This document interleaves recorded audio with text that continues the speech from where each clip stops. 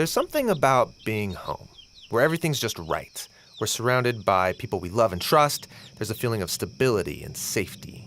And while some people get to experience this kind of home, many do not. Others might even be forced to leave their home and go live in a foreign land. We call this going into exile. Yeah, in exile, everything is disoriented. You're in the unknown. And in the story of the Bible, this is where the ancient Israelites found themselves, conquered by Babylon, living in exile, far from their homeland. And so they had to ask themselves, how did we end up here? And is there any hope of going home? And the whole story of the Bible is designed to address those very questions. The whole story? Really? Yeah, go back to the first pages of the Bible. Where does humanity live? Okay, they live in this really sweet garden, their home. And they're there on one condition, that they trust and follow God's one command, and they don't. And so the consequence is banishment from the garden. They're sent into exile. Exactly. And so this story has been designed to set you up for Israel's story, how they were given the gift of the promised land and were able to stay there on one condition, that they be faithful to the terms of their covenant relationship with God. They didn't, and they were sent into exile. And if you still don't see the parallel between exile from the garden and exile from Israel, think about this. In Genesis, humanity's exile led up to the story about the building of what city? Oh yeah, Babylon. The same place the Israelites are sent. But that's not the end of either story. In the first Babylon, God called Abraham to leave and travel to the promised land. And that story was designed to give hope to the Israelites currently living in the later Babylon. Now eventually, they do get to leave and travel back to their promised homeland. And when they did, it wasn't home sweet home. Oppressive empires were still ruling over them, and the people kept acting in the same corrupt ways as their ancestors. And so the biblical prophets said that exile wasn't actually over. How could they think they were still in exile when they're at home? Yeah, this is really important. In the Hebrew scriptures, Israel's Babylonian exile became an image of something more universal. It's that feeling of alienation and longing for something more, no matter where you live. Yeah, I can relate to this. I have a great home, but it's situated in a world scarred with pain and broken relationships, death, and tragedy, done by others, but also done by me. And so in the Bible, exile is the human condition. We all keep repeating this pattern of human corruption leading to a Babylon that we can't escape. And it doesn't matter where you live, we are all longing for a better home. Now, Israel's scriptures held out hope that one day God would send a king who would rescue the world from all of the Babylons we've created. And after many generations pass, we meet this Israelite named Jesus of Nazareth. He wandered about with no home, announcing the great restoration, that reality of home that Israel and all humanity has been looking for. Yeah, Jesus really cared about people who didn't have homes. He welcomed in the stranger. He said God's love is shown when you invite in the outcast and throw parties for people who don't have a place to belong. Jesus also claimed that Israel and all humanity had lost its way, that our self-centeredness drives us to create false homes based on status and power, and these inevitably exclude others. We live in an exile of our own making. But Jesus said the true way home is one of weakness, of service, and of forgiveness. And then Jesus went into exile alongside us to show us the true way home. Which is? Well, Jesus said he is the way. His life and self-giving love proved more powerful than humanity's failure. He opened up a pathway to our real home. And as Jesus' followers committed themselves to him, they discovered this new way of being human. They believed that the real return from exile had begun. And so they would call themselves sojourners or wanderers. Oh, right. They would say things like, the world isn't our home, and we're citizens of heaven. And so Jesus' followers remain exiles as they wait for that day when Jesus returns to transform this world into a true home.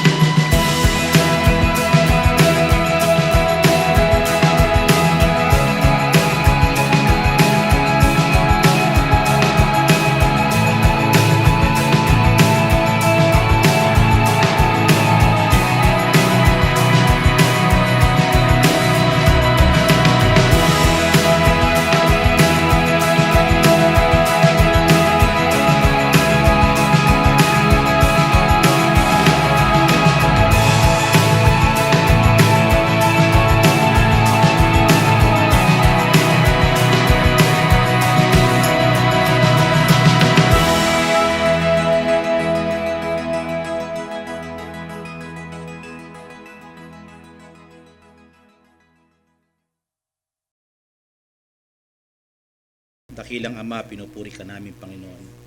Hindi po sa aming pamamaraan. Sinasamba ka namin, hindi dahil sa aming sarili. Sinasamba ka namin, Ama, dahil sa Espiritu at Totohanan, dumating ang aming Panginoong Hesus para sambahin ka. Hayaan niyo po, Panginoon, lahat ng aming ginagawa ay patuloy na maihayag ang aming Panginoong Hesus upang makita namin na kami ay sumasamba talaga sa isang tunay na Diyos sa pamamagitan po ng aming Panginoong Hesukristo, na siya lamang po ang tunay na may gawa. Ang aming mga gawa ay puro palpak, Panginoon. Kaya nga po, Panginoon, salamat po. Inuunti-unti niyo pong ayusin ang aming mga buhay upang makasamba sa iyo ng nararapat, kalugod-lugod, walang batik sa iyong harapan. Salamat po muli sa umagang ito. Hayaan niyo po, Panginoon, habang nagdiriwang po kami sa iyo, Panginoon, hayaan niyo po, Panginoon, makikinig kami sa iyong salita. Dalangin po namin palagi na ang iyong mga salita ay maging kagalingan sa amin, sapagkat kami ay marami pang dapat gamutin sa aming mga buhay. Salamat po, Panginoon, hatid nito, Panginoon, ay buhay, Panginoon, na nagbibigay buhay sa amin at nagpapalakas sa amin. At hayaan niyo po, lagi pong kapayapaan ang dulot nito sa amin, Panginoon. At hayaan niyo po, lagi kami makapagpahinga sa iyong piling, sa iyong mga salita.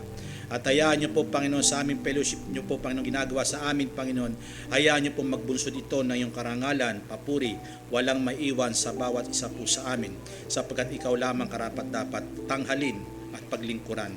Kaya nga po sa umagang ito, hayaan niyo po yung mga salita, itinataas namin, sinasamba ka namin sa iyong mga salita, Panginoon. At hayaan niyo po mapag-ukulan namin ng pansin ang iyong mga aral, Panginoon, hindi mga bagay, aral sa mundong ito, Panginoon. Pinupuri ka na po namin, pinapasalamatan, at hayaan niyo po, Panginoon, ang aming gagawin ito, Panginoon, sa buong maghapon. Hayaan niyo po magdala ng pagpapala sa bawat tao, Panginoon, dahil sa iyong pangalan. Pinupuri ka na po namin, pinapasalamatan sa ngalan po ni Jesus na iyong Panginoon. Amen. Makaupo na po tayo.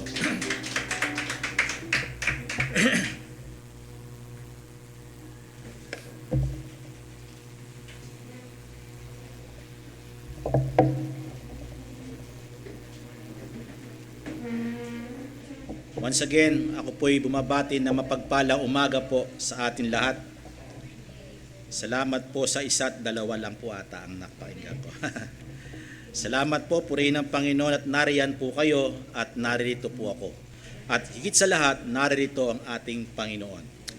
Amen. Purihin ang kanyang dakilang pangalan. Punta po tayo sa ating pag-aaral, ang Iglesia ng Diyos na buhay. Ang keywords po natin ay gaya ng kawal. Okay? Ang key verse po natin ay kinuha po natin sa Ephesians chapter 6 verse 11, na tayo daw po ay kailangan magsuot o magbihis ng buong kagayakan ng Diyos upang tayo ay magsitibay laban sa mga lalang ng dyablo. Nalagay ko po ba dyan yung 2 Timothy chapter 2 verse 3 and 4? Makipagtiis ka sa akin sa akin ng kahirapan na gaya ng mabuting kawal ni Kristo. So mahalaga po yan, yung mabuting kawal ni Kristo. Yan po yung main topic of illustration ng ginawa ni Apostle Paul, na Iglesia ng Diyos na buhay ay kawal. At nagsasab po tayo sa mga narrative teaching na ginagamit ni Apostle Paul, pero ito po yung pangunahin, tayo po ay mabuting kawal ni Kristo. Verse 4 po, kapatid. Verse 4 po. Ayun. Sino mang kawal na sa pagkakawal ay hindi nakikihalubilo sa mga bagay sa buhay na ito, hindi nakikisalamuha, upang siya ay kalugdan niyong nagtala sa pagkakawal. Okay.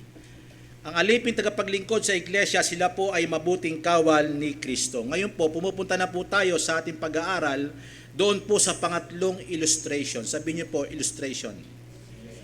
Ang unang ilustrasyon na ginamit ni Apostle Paul ang alin? Yung pakipaglaro. Naglalaro, di ba? Diba? Naglalaro. Illustration po yun sa context po natin pinag-aaralan dito po sa 2 Timothy chapter 2. Tayo po ay isinalarawan sa pamamagitan ng tumatakbo, lumalaban, para magkamit ng gantimpala.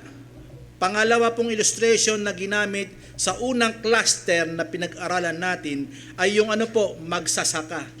Hinalintulad tayo bilang mabuting kawal o iglesia ng Diyos na buhay sa pamamagitan ng magsasaka. Masipag, di ba? Nagtatanim, inuuri yung dapat niyang taniman. Di po ba? At naglalagay siya ng patubig, di po ba? Ibig sabihin, kailangan ng magtitiis. Di naman aani tayo basta-basta. Di ba? Kailangan mong pagtiyagaan. Di po ba? Yun po yung pangalawa. Pero pangatlo pong illustration na sinasabi po dito na po sa verse 20 and 21, basahin po natin siguro sandali. Pero titignan po natin kung matatapos po natin itong dalawang verses na ito. Pangatlong illustration ay ito pong salitang house o big house o malaking bahay. Tingnan po natin, basahin po natin yung verse 20. Okay. Datapwat may isang malaking bahay. So, illustration dito na Apostle Paul ay napunta po doon sa malaking bahay. Bakit kaya? Pero babasahin po muna natin. Ay hindi lamang may mga sisidlang ginto at pilak, kundi mayroon din namang kahoy at lupa. Clay sa English po. Ang iba'y sa ikapupuri at ang iba'y sa ikasisirang puri. Verse 21. Kung ang sino man nga ay malinis sa alinman sa mga ito, ay magiging sisidlang ikapupuri. Pinakabanal, marapat gamitin na may-ari, nahahanda sa lahat ng gawang mabuti. Purihin po ang Diyos sa pagkabasa ng kanyang mga salita at pagpapala sa ating lahat. Now, bakit ginamit ni Apostle Paul ang pangatlong illustration ay bahay? Because siya po'y bumabalik sa metaphor kung ano ang bahay ay iglesia ng Diyos na buhay. Kaya na-hear, amen. Now, meron po doon mga sinabi diyan mga kasangkapan.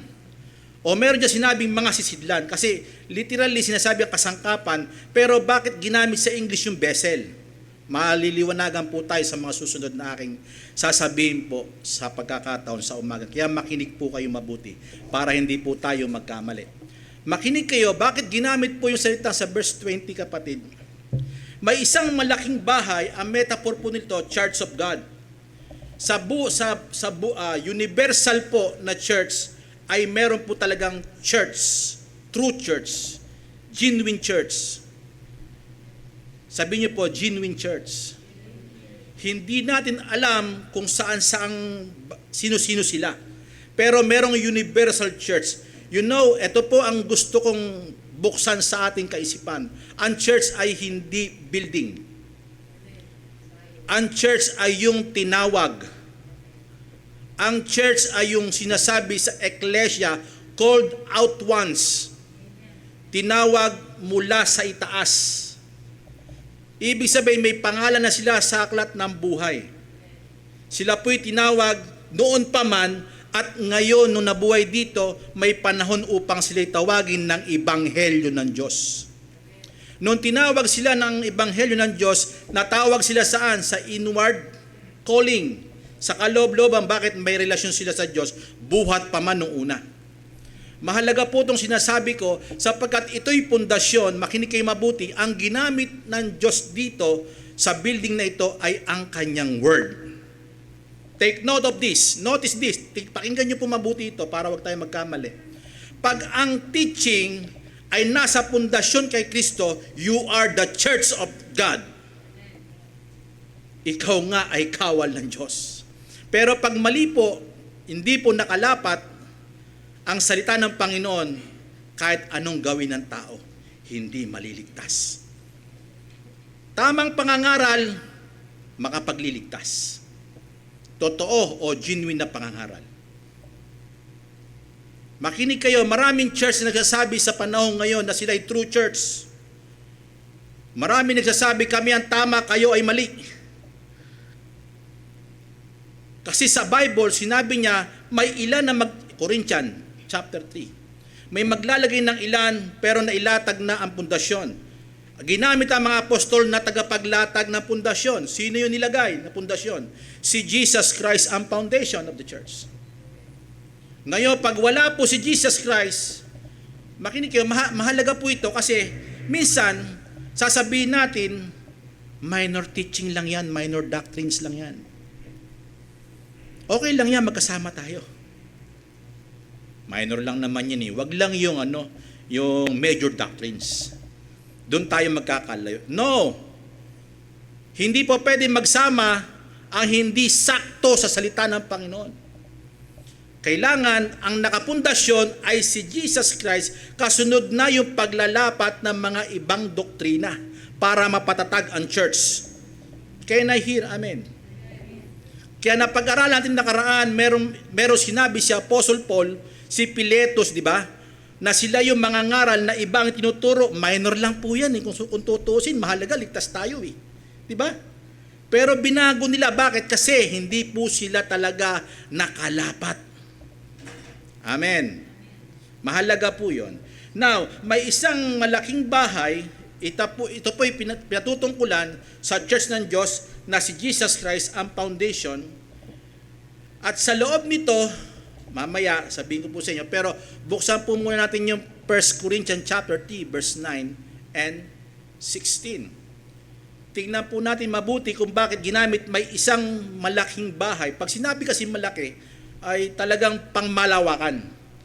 Church po ito sa iba't ibang dako na tinawag ng Diyos buhat pamanuunan na sinasabi ko sa inyo kanina. In 1 Corinthians chapter 3, verse 9 and 16, sapagkat tayo ay mga kamanggagawa ng Diyos. See? Ibig sabihin, ang Diyos ang gumagawa sa atin upang tayo ay gumanap at gumawa sa Kanya. So, siya at tayo ay isa ang ginagawa, pero siyempre tinuturuan niya tayo paano gumawa para matulad tayo sa magandang uri ng vessel na isang templo. At sabi niya dyan, ang gusali ng Diyos. See? Tayo ay templo ng Diyos. Sino po templo? Sinasabi niya rito, tayo, lahat ng mananampalataya, yung genuine believers. Mahalaga pong salita yung totoong mananampalataya, yung tinawag ang pangalan, doon pa man sa aklat ng buhay, inilagay na tinawag ang pangalan. At kasunod na lamang po yung tawagin tayo sa buhay na ito para maglingkod sa iglesia niya. Makinig kayo, mahalaga po ito, verse 16. Hindi ba ganin nyo nalaman na kayo'y templo ng Diyos? Kanina, tayo gusali. Ngayon, templo, contextually, sinasabi niyan, tayo mismo ginawang templo. Ayon po sa Ephesians chapter 2, tayo'y templo ng Diyos na buhay na tinahanan ng Espiritu Santo. Can I hear amen? Ngayon, sabi niya rito, at ang Espiritu ng Diyos ay nananahan saan? Sa inyo. Bakit tayo naging templo ng Diyos? Dahil ang Espiritu ng Diyos ay nasa atin. At tayo'y binuksan sa aral na tunay na pundasyon ay si Kristo. Amen. Mahalaga po ito. Ngayon, puntahan natin yung mga points na under po niya. May isang malaking bahay, church po ito, hindi lang sa Montalban, San Mateo at sa iba't ibang sulok ng daigdig, hindi lang sa Pilipinas, sa iba't ibang sulok ng daigdig. Makinig kayo, sa loob nito ay may mga sisidlang, pag ginamit na sisidlan, ibig sabihin lalagyan. Hello? Hindi po ito yung lapat. Ito po yung vessel, yung lagayan. Maaring gamitin ito sa isang salitang tapayan. Alam niyo po yung tapayan? Lalagyan ng tubig, di ba? Banga, di ba? Tama po si Kuya Ruben. Banga. Ginamit po ito na illustration ni Apostle Paul bilang banga. Kasi may iba-ibang uri ng paggawa sa banga. Sisidlan. Po pwedeng pitchel. Makinig kayo, pitchel. Po pwedeng gamitin natin yon. Sa panahon natin, may malaking bahay, meron din mga pitchel at meron din mga baso. Po ba? Basat ang sinasabi dito, sisidlan. Pag sinabi sisidlan, may ipipil ka, may ilalagay ka. Mahalaga po yun kasi itong uri ng paggamit dito, hindi ito kasangkapan na sinasabi lamang sa salita ng Panginoon. Kaya klarong-klaro na sinasabi ni Apostle Paul na sisidlan. Very useful. Amen. Kasi may ilalagay doon kasi merong paggagamitan. Amen. Hindi lamang siya display. Now, tignan po natin kung ano ang gustong sabihin dito ni Apostle Paul. May isang malaking bahay sa verse 20, sinasabi niya po dyan, sa loob nito ay may mga sisidlang una. Ano pong sisidlan ang meron dito? Ginto. Sabi niyo po, ginto. Pag sinabing ginto, pure po ito. Amen. At ang pangalawa ay pilak. Pangalawa. At ang pangatlo ay kahoy. At ang pang-apat ay lupa o clay. Makinig kayo mabuti, mahalaga po ito. Bakit ginamit ni Apostle Paul ang mga bagay nito sa malaking bahay? Ipinapakita po rito ang sisidlang ginto at ang pilak, ito po'y lalagyan. Makinig kayo mabuti, ginagamit po dati ito sa unang panahon ay yung mga jar. Po pwedeng ang jar natin ay lupa, po pwede rin sisidlan nito ay kahoy. Umuukit sila ng malalim sa kahoy, malaking kahoy po yan, umuukit sila para doon nilalagay yung tubig. At naguhulma rin sila ng clay para malagyan ng tubig. At meron din naman pilak na ginagawa sila, tinutunaw nila at hinuhulma sa pamamagitan ng malaking ganyan para ito'y malagyan din ng tubig at pwedeng ginto rin po. Bakit kaya ginamit ito ni Apostle Paul? Let's take a look sa ating context. What is the context of this message? Ano ba context? Gusto kong ilabas po ito sapagkat inilalabas ng Biblia kung anong pagkakahulugan nito. Ang pagkakahulugan nito ay ang sisidlang espesyal ay yung ginto at yung pilak. At yung isang sisidlan na katawag nito karaniwan ay yung kahoy at yung lupa. Makinig kayo mabuti, etong gold at yung silver o yung pilak na ito yung mga genuine believers sa bahay, yung tunay na natubos, yung tunay na tinawag doon, yung tunay na church ng Diyos. At pinapakita sa context ito, sino ang tunay at hindi. Sa napag-aralan nito nakaraan, ito yung mga true preachers, yung totoong mangangaral. Sino ang totoong mangangaral? Apostle Paul and Timothy. At may ipinahayag sa atin noong karaan si Piletos. Dalawa po sila, di po ba? Himeneos at si Piletos, di ba? Sila po yung false teachers. Makinig kayo, sila po yung mga huwad at kahoy at lupa. At dito pinapakilala, bakit ipinapakilala ito?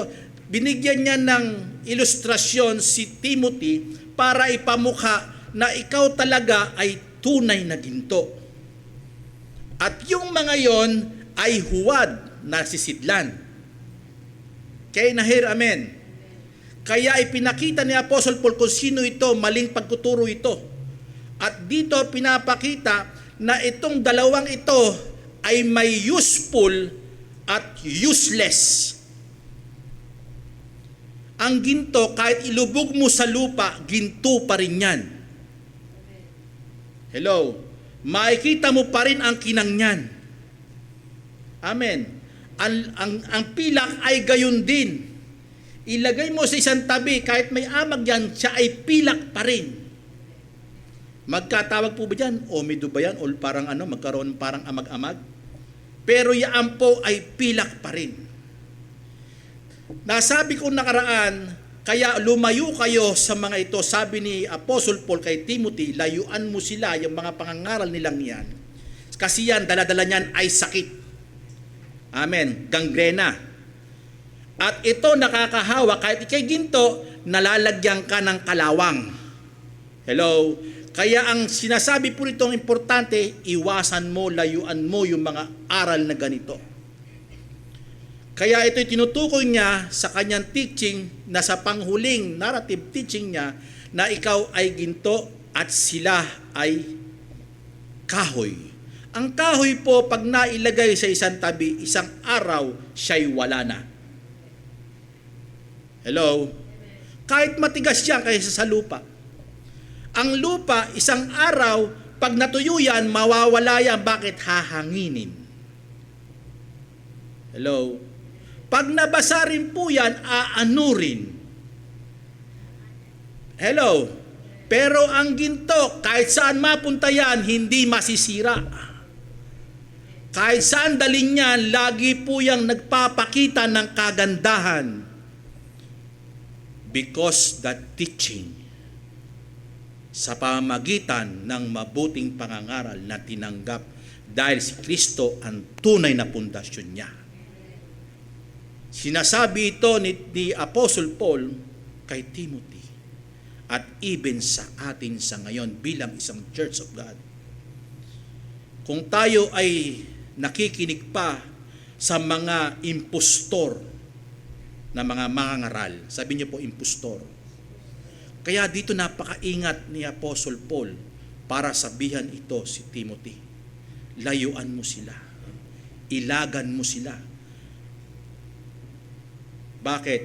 Maapektuhan ang iyong paglilingkod. Although ikaw ay pure, may epekto yan sa iyo. May epekto yan sa atin. Mahalaga yon, mamaya sasabihin ko po sa inyo. Ito po yung mga useless at ito po yung useful. Yung ginto, pilak, ang useless po yung kahoy at lupa. Makinig kayo sapagkat ito'y mahalaga. Sa verse 20 kapatid, balikan natin. Sa loob nito ay may sisidlang, ano daw po? Ginto, pilak, kundi mayroon din namang kahoy at lupa. May dalawa pong naiwan dyan sa huling praise. Ang sabi niya dyan, ang iba ay sa ikapupuri at ang iba ay sa, ano daw po? Ikasisira. Ibalik niyo lang po doon kapatid muna. Ibalik niyo po muna doon sa verse po. Dalawa po ang sinasabi niya po dyan, yung iba ay sa ikapupuri, yung iba daw ay kasisira. Ang tanong dyan, sino po yon sa context na yon na sinasabing ginto, pilak, kahoy, lupa? Sino po doon yung mabibigyan ng karangalan o papuri? Yung ginto at yung pilak. Kung ikaw ay ginto at pilak, ibig sabihin, hindi ka basta-bastang tagapagturo. Hindi ka basta-bastang teacher. Bakit? Alam mong sumala ng salita ng Panginoon. Kung meron ka talagang espiritu niya. At yung kahoy at yung pilak, sila po yung ikasisirang puri. Kasi bakit? Totoo ba, gagamitin mo ba araw-araw? Meron ka naman magandang gamit, gagamitin mo ba yung pangit? Halimbawa, kumuha ka ng kutsara, may maganda kang kutsara. Di ba? Matuwid. Tapos nakakita ka ng kutsara, baluktot, anong gagamitin mo? Pag ginanon mo, bumabaluktot. Now, kung ikaw ang may-ari, kung ikaw ay gagamit, sino ang gusto mong gamitin? Alin ang gusto mong gamitin? Ako po sa bahay, may kutsara kami maganda, matigas, bigay yata ni Sister Tina po yun. Maraming salamat po kapatid. Matigas po yun, talagang gusto kong gamitin. May naibigay sa akin ni Sister Ne na medyo bay baluktot. Sabi ko, ba't naman niya? Meron naman tayong magandang dyan, matigas-tigas. Sabi ko ganyan. Pag sandok mo ng kanin, bumabaluktot yan Di po ba? Ngayon, ibalik po natin. Kasi bakit? Nasisiyahan kang gamitin ang alin? Yung magandang uri. Hello? At ayaw mong gamitin yung walang halaga. Amen. Bumabaluktot na nga yan, pipilitin mo pa ba? Now, bakit ko sinasabi po ito? Sa karanasan natin, maaaring nangyayari sa atin yon. May mga sangkapan tayo, mas gusto pa natin gamitin. Hindi, nangihinayang ako Di ba? Di po ba? Huwag natin itapon, sayang naman. Di ba? May mga nanay ganyan. Di po ba? Pero sa isip mo, bakit ka gumamit na mas matibay? Ba't ka bumili na mas matibay? Bakit? Ibig sabihin, ang sarap gamitin. Di ba? Hindi susuko. Di po ba? Ang ginto at pilak, hindi susuko yan. Ang kahoy sumusuko at ang lupa. Amen. Bumibigay yan. Kaya bumigay yung yung tagapagturo napakita na sila'y mga huwad na teacher. Huwad na tagapangaral. Although sila nangangaral din tungkol kay Jesus Christ. Take note of this. Etong dalawang taong ito, nangangaral din tungkol kay Jesus Christ, pero ang sinasabi nila, meron na, nangyari na yung pagkabuhay na maguli. Di po ba? Minor doctrines, di ba? Pero kahit minor yan, may epekto po yan sa mananampalataya. Nagugulo po ang pananampalataya. Kaya nahihiramen. Tignan po natin, sa iba'y sa ikapupuri, ano po ang ibig sabihin ng sa iba ay ikapupuri, yung ginto at pilak na tinutukoy niya rito. Yung mga nangangaral ng mga totoo na ang pundasyon ay si Jesus Christ, eto po sila. Kapatid, tingnan po natin. Ang iba sa ikapupuri, honor. Nakalagay po dyan. O karangalan po sila. Pinaparangalan po sila. Basahin po natin yung Greek word. Ang Greek word po na ginamit po ditong sa ikapupuri ay yung salitang time. Ang ibig niya sabihin po dito, valuables. Napakahalaga. Yung analogy po nito, ito po yung nagsasaad na ipinapakita yung lubos na pagpaparangal. Kasangkapan pa lang po ito, vessel pa lang po ito ha. Di ba't pag nakakita tayo ng magandang kahiyas-hiyas na wow, ang ganda. Di ba? Di ba? Ganon pala ang tingin sa atin ng Diyos.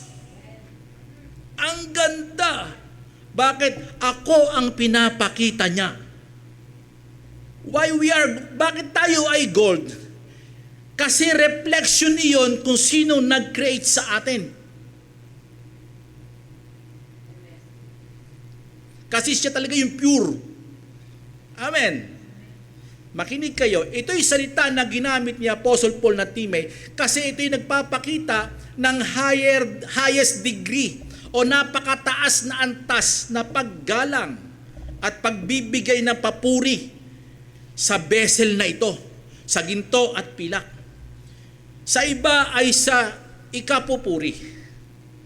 Ito'y pagpapakita ng mataas na respeto or dignity. Pag sinabing dignity itself, ito'y tumutunghay sa dangal. Maraming nangangal ngayon, walang dangal.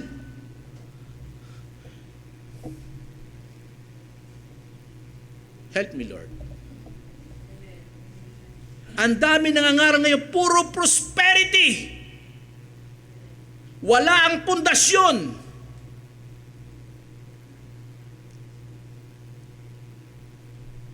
I receive in Jesus' name. Puro ganon. Kanina yung tricycle niya kay Pastor Andrew, I receive in Jesus' name. Akin yan, huy. Mapapasayo yan. Sino may sabi sa'yo, inarkila ko lang yung linya niyan. Magkakaproblema ka dyan.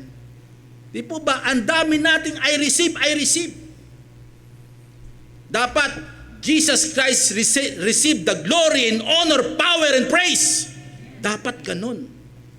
Kung ang pangangaral wala kay Jesus Christ, wag na lang. At ang sabi, dignity itself, honor, precious, price sum. Ibig sabihin, nagpapakita o nagpapasalarawan ito ng kung gaanong kahalaga. Hindi ba't nung matapos, di ba, kumakain tayo, matapos kang kumain, ay salamat. Dahil sa gamit na ito, nabusog ako. Yun ang sinasabi natin, di ba? Ganon din ang Panginoon. Na ibalik ang glory sa Kanya. Why? Because the true message itself ang inilalabas. Hindi sa pangsariling kapakanan. Kaya sa chapter 3 ng 2 Timothy, maraming napol sa sin, sa pangangaral. Why? Because the lack of knowledge doon sa salita ng Panginoon. Nahulog sa kasalanan. Si Janes, pastor, di ba?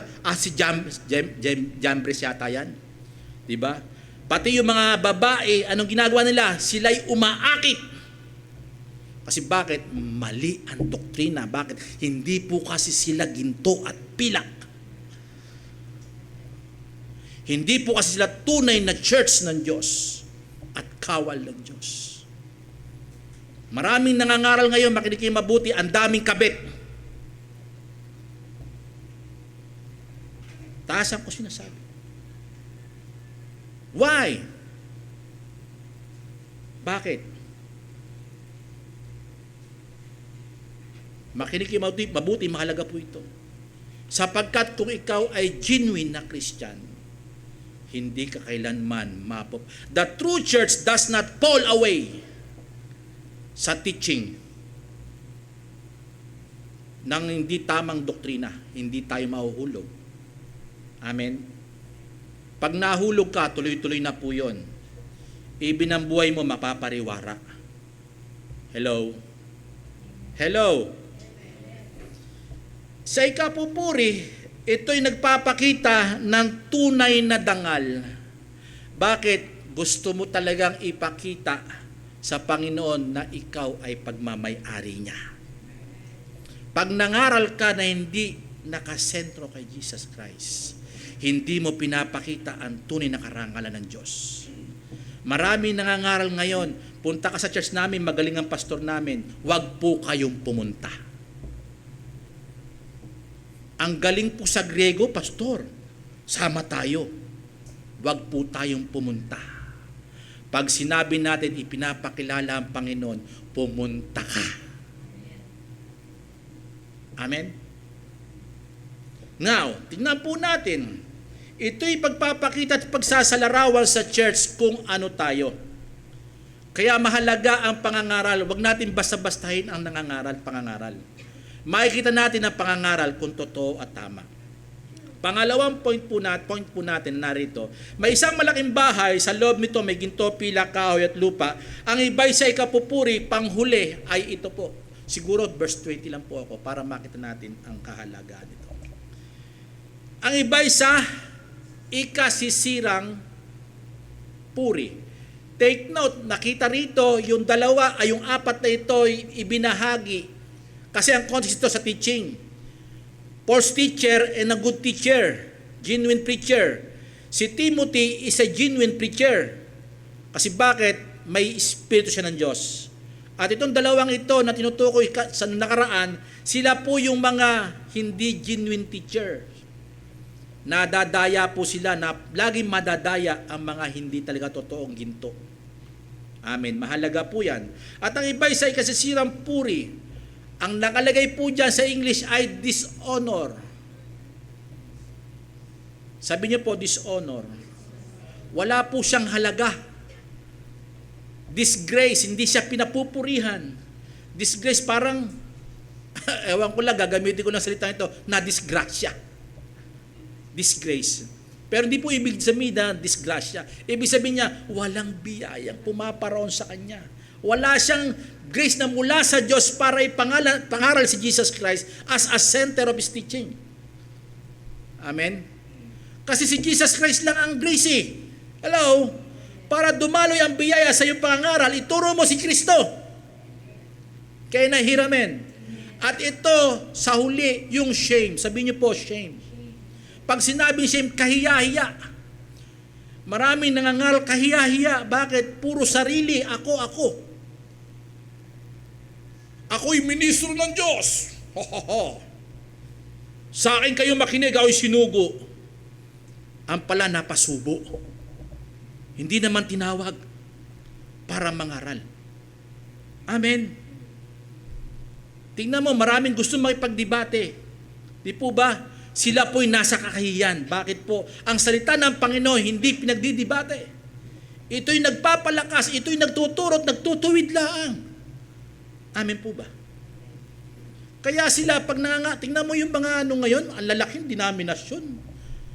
Nagtatalo-talo. Minsan na mga Kristiyano nakikinig pa doon. Ang galing ni Elia. Ang galing ni ministro ni Manalo.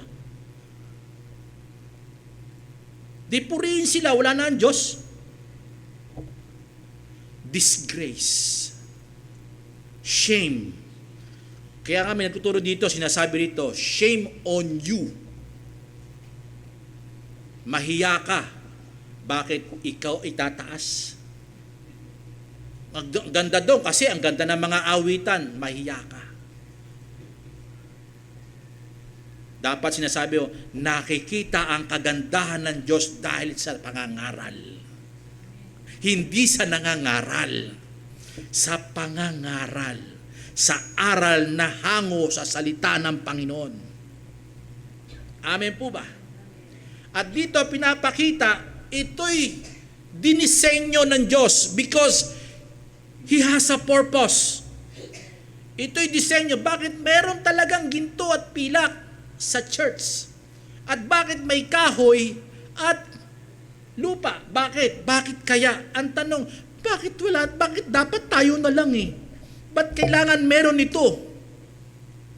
Bakit kailangan may masabit sa ating ganitong katatayuan para tayo ay maipit na maipit? Alam niyo po ba, malaking denominasyon para tayo ginigipit niyan? Hello? Para sirain yung tunay na church. Remember, ang Diyos nagtanim na mabuting binhi. Ang kaaway nagtanim din ng binhi, pero masama. Di po ba? Sa parabol. Di po ba? Bakit kaya ganon? Bakit kaya ganon? Ang Panginoon ba, bakit niya pinabayaan maglagay pa doon? Hindi niya pinabayaan because yun ang kanyang plano. Why? Para makita ang tunay na kadalisayan ng tunay na inilagay ng Diyos. Makikita ang kadalisayan, ginto nito at kapilakan nito. Amen po ba? At makikita sa bandang huli kung sino ang magbubunga ayon sa parable na yon. Sa sower na yon, di po ba? Nagtanim siya, mabuti naman. Bakit may lumitaw na mapanirang binhi, pero magkakulay? Yun po'y ginamit yung wheat. Tinanim ng Panginoon, wheat ang ginagamit sa Israel, kaya ginamit yung salitang iyon. At kauri din nila, hindi mo madidistinguish kung alin ang totoo. Sa sheep, maybe merong wolves na nakaupo sa mga sheep. Hello? Hello?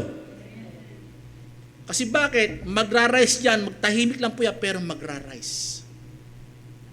Magugulat tayo. Kaya nga sabi na pa yung mga nauna sa akin, magnanakaw yan. Hello? Ibig sabihin, bakit nauna? Ibig sabihin, hindi niya ako pinapakilala eh. Iba pinapakilala niya, sarili niya sa mga tupa eh. Hello? Ibig sabihin, hindi talaga yan sa tunay na kawang ko. Ano yan? Hindi talaga yan pastol. Ako talaga ang tunay na pastol. Yung glory ko, kinukuha niya, kaya nauna siya sa akin, inuunahan niya ako sa mga tupa. Hindi niya alam, binili ko na yan sa malaking halaga. Amen. Kaya wag tayong matakot. Kung bakit ito yung nangyayari. Kasi bakit merong ikasisira? Sa bandang huli naman po yan eh. Pinapaliwanag na lang ni Apostle Paul, bakit may ginto, magkakasama, ginto, pilak, at saka yung huwad, yung kahoy, at saka lupa. Bakit kaya? Kasi ito talaga ang buong plano ng Diyos para makita habang tayo ginigipit, lalo kang nagiging ginto. Lalo kang nagiging pilak. Kayasin ka man ng kayasin, makikita ang kadalisayan mo. Amen. Sila ang kumakaya sa atin. Makinig kayo mabuti. Sila ang kumakaya sa atin. Yung mga maling doktrina, sila yung kumukusko sa atin. Para makita lalong lumalaban sa dalisay. Amen po ba? Lalong umag-aalab yung doktrinang hawak-hawak natin. Amen po ba? Amen. Thank you, Lord. Kasama po sila. O, itong bandang huli, makinig kayo bakit sinasabi ritong sa ikasisirang puri, yung una po ay para sa ikapupuri. In Romans chapter 9, verse 20 to 20 po, dito po ako matatapos. Sandali lang po tayo. Ngunit o tao, sino kang tumututol sa Diyos o sino bang nagsasaway sa Diyos? Meron ba? Mga pagsasabi. Sabihin baga ng bagay na ginawa doon sa ginawa sa kanya, bakit mo ako ginawang ganito? Etong mga huwad, kahoy at lupa, hindi niya masisisi ang Diyos, bakit mo ako ginawang ganito? Pwede mo naman akong gawin ganito eh. Maganda eh. Di po ba? Makinig kayo, yung iniwan ko salita kanina, bakit merong gantong magkakasama sa church? Alam niyo kung bakit? Kasi ito'y disenyo ng Diyos buhat pa man nung una. Bakit sa mga propeta ng Old Testament, meron din mga false prophet? Di ba, ginigipit po sila? Pinapapatay pa nga yung mga totoong propeta, di ba? Na mga propeta ni Baal, di po ba? Hello? Bakit kaya? Para makita ang tunay na dalisay na ginto na salita ng Panginoon. Para magbalik sa kanyang gawin iyon. Ngunit sabi niya dito, bakit mo ginagawang ganito? Verse 21. Sino ba makapagpapayo sa Diyos? O wala bagang kapangyarihan sa putik ang magpapalayo? Ang pinapakita dito yung sovereign will, sovereign power of God. Bagamat ginamit niya rito yung clay, makinig kayo mabuti, mahalaga po ito. sa putik ang magpapalayok upang gawin ang isang limpak sa isang sisidlang ikapupuri. Sabi niyo po, sisidlang ikapupuri. At ang isa-isa, ikahiya, shame. Ikapupuri, honor. Yung dignity niya lalabas, yung dangal niya lalabas at lalabas. Minsan kasi dumarating tayo, hindi pa tayo talagang kompleto. Lately, makikita mo, nababago ka ng nababago. Tumataas ang dangal mo. Amen. Bakit? Pinapagamit mo sa Diyos ang buhay mo. Amen po ba? At ang sabi niya, sa isa kahiya, dalawa po siya, ikapupuri at sa isa ikahiya. Ginamit po itong narrative teaching na ito doon sa magpapalayok. At sabi niya po rito sa verse 22, o kung ano, at kung ang Diyos ay inibig na ihayag ang kanyang galit, at ipakilala ang kanyang kapangyarihan, ay nagtiis, ng malaking pagpapainod, pagpapasensya sa mga sisidlan ng galit na nakahanda na sa pagkasira. So bakit nilagay ng Panginoon yon? Kasi may nakahanda naman pagkasira sa mga yan, sa mga huwad eh. Di po ba? Huwag tayong mag-alala, bakit may katabi tayong mga huwad? Yun ang sinasabi ni Apostle Paul. At even dito sa Romans, sinasabi ito ni Apostle Paul. Sabi niya, ihayag niya ang kanyang galit saan? Doon sa mga sisidlan ng kaparusahan nyo, hindi kapupuri. Verse 23. At upang, hindi lang doon siya nagagalit, doon sa mga ikasisirang puri, at upang ipakita ang kayamanan ng kanyang kaluwalhatian. Wow!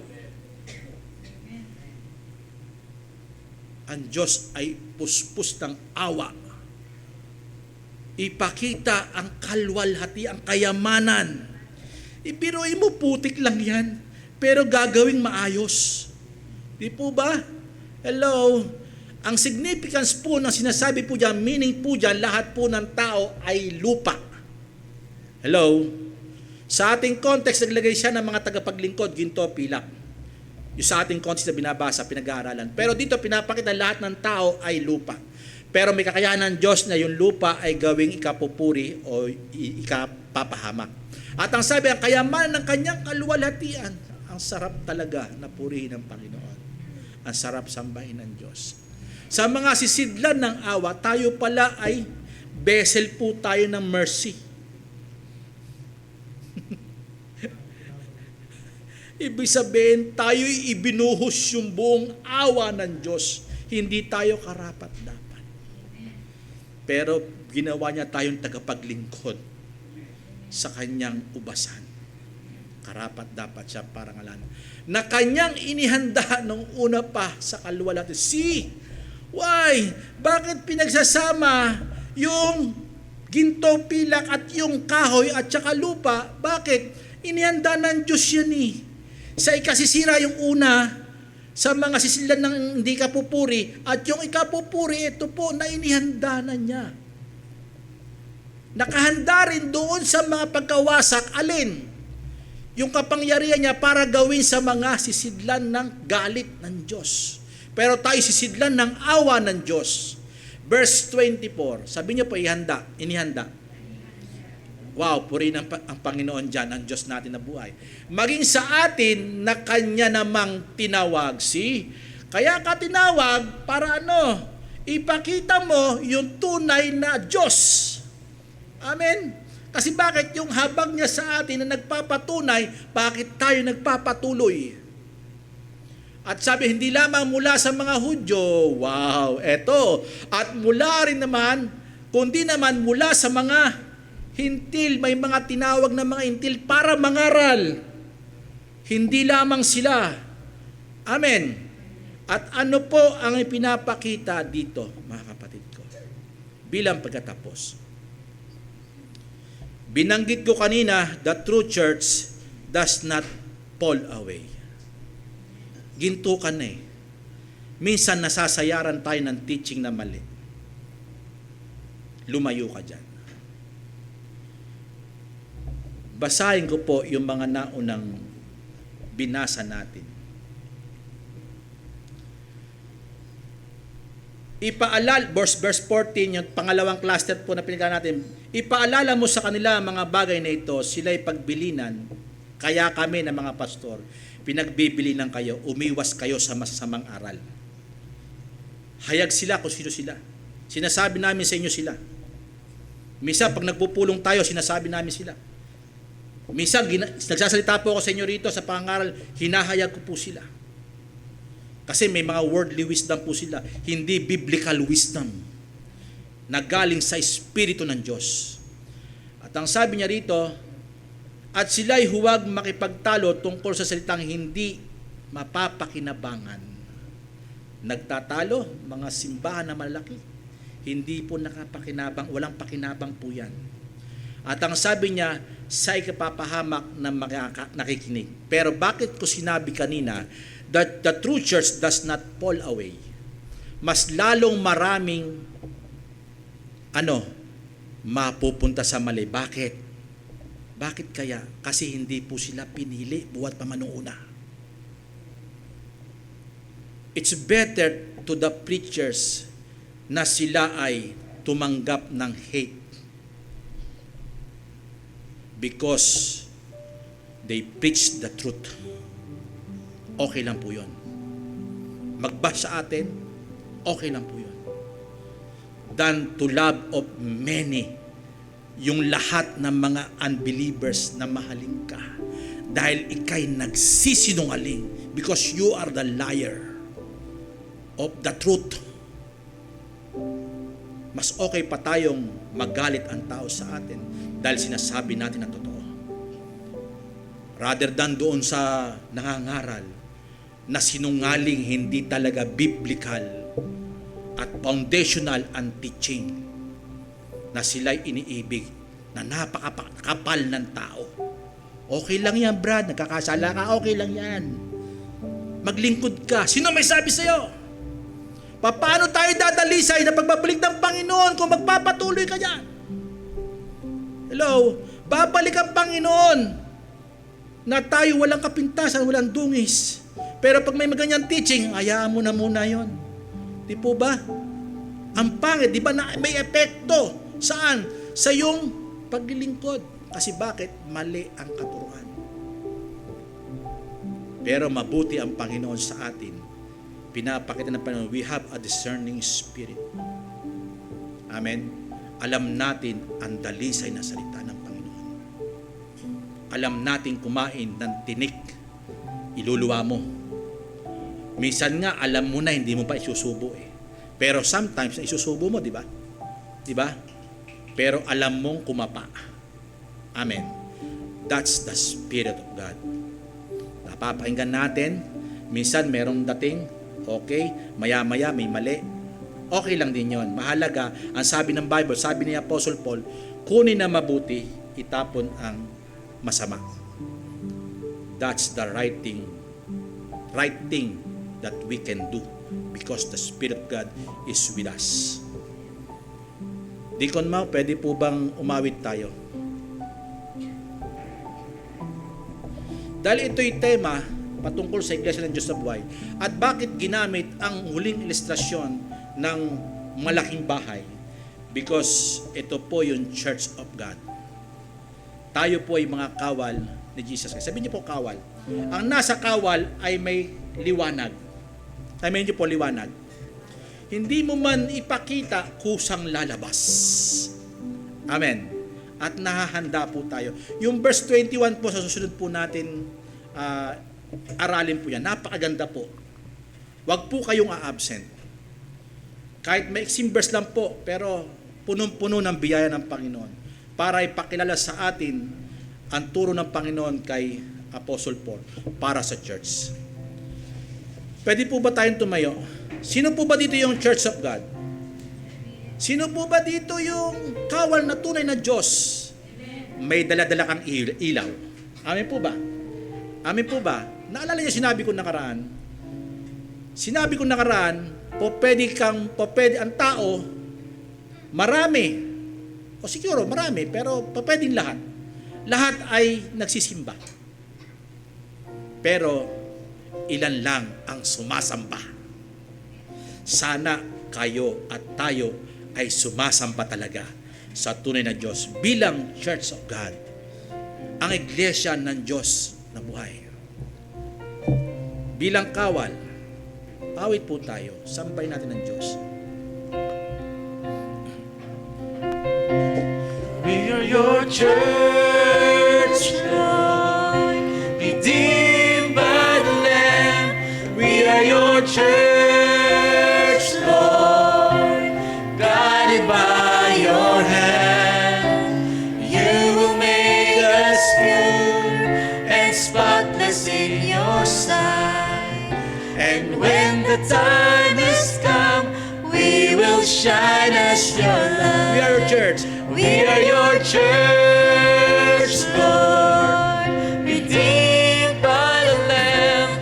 We are your church, Lord. Sige po, awitan si Lord. Guided by your hand, you will make us pure and spotless in your sight. And when the time has come, we will shine as your light. We are called to lift our voices in worship to the Lord, serving Him with all our might.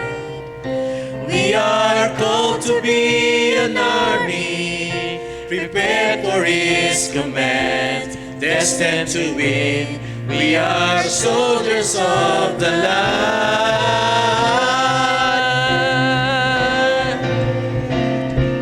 We are your church, Lord, redeemed by the Lamb.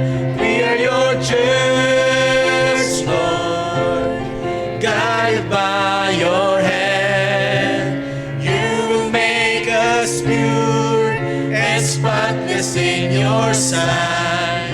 And when the time has come, we will shine as your light.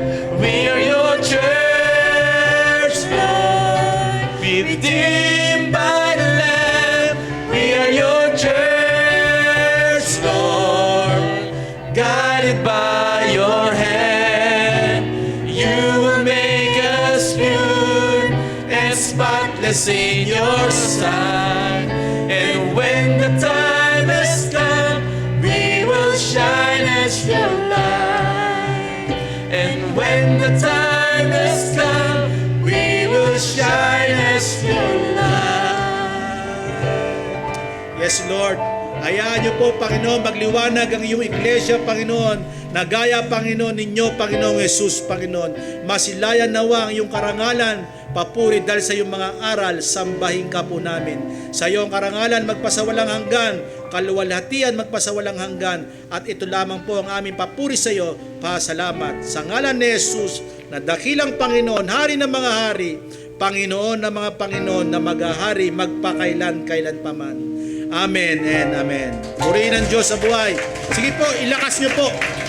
Sa Panginoon niya, ilakas niyo pa po. Kahit mamaga ang kamay niyo sa Panginoon, ibigay niyo po sa Panginoon. Praise the Lord. You are great, Jesus. You are worthy to be praised. You are great and mighty God. Hallelujah. Hallelujah, Jesus. Thank you, Lord. Maupo na po tayo.